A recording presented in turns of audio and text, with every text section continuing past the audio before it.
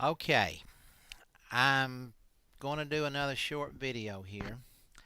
This time I've already coordinated two D-star repeaters, and I'm just going to go back and pick up some of the highlights of recording with the D-star repeaters.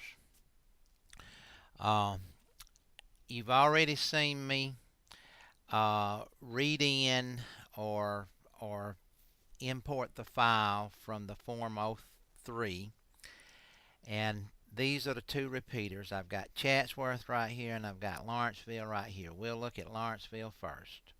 And I said I coordinated them. All I've done is send out the NOPCs on these two repeaters. The first thing I did to coordinate this was I looked for a frequency. So I set the lat line. All that does is read in the lat line information, so I don't have to type it into the box. I go up here and I ask it to find an open pair. Now, I tell it which pair I want it to find. In this case, I want an input on a D-star pair. Now, we've got several pairs down at the bottom end of the band, 20 kc spacing, but we've got them slid in between the analog repeaters, like you'd have Mount Mitchell on 145.19, and then you could go up 145.21 or down.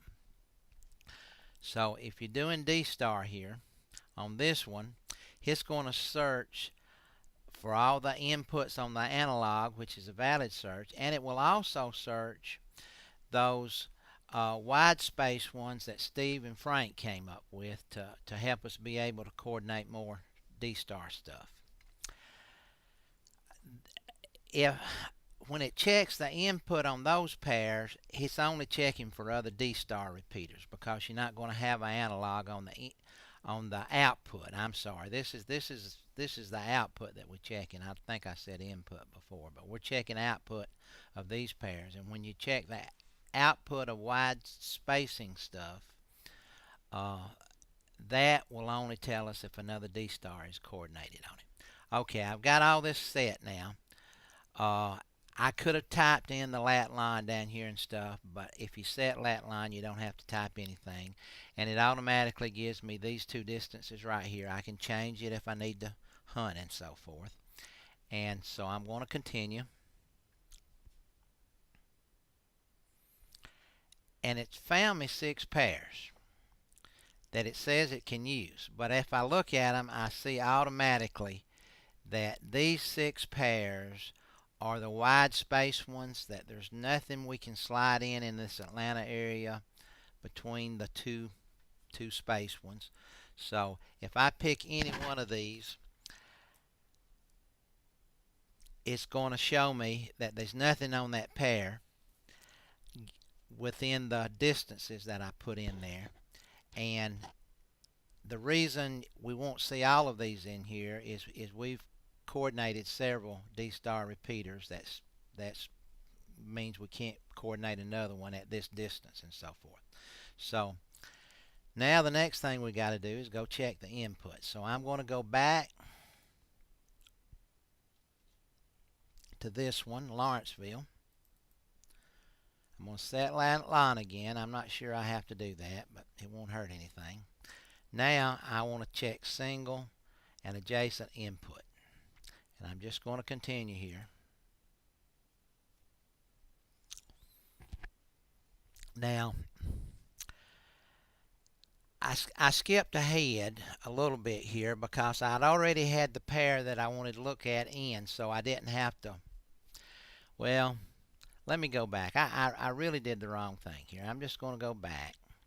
I'm going to do the whole thing over again. I'm going back to this one.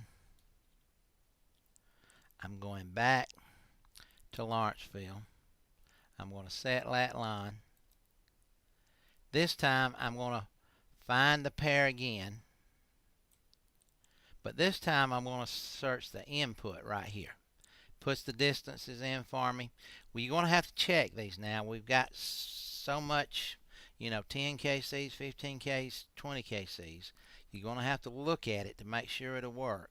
But it will show you what it thinks will work, and it shows you the frequencies too, or the offsets. So this shows me that I've got 3 that will work, and I want to use this one right here. This is the input now. And now we can look at these repeaters. You see this first one in white, red and white, that's 15 kcs away.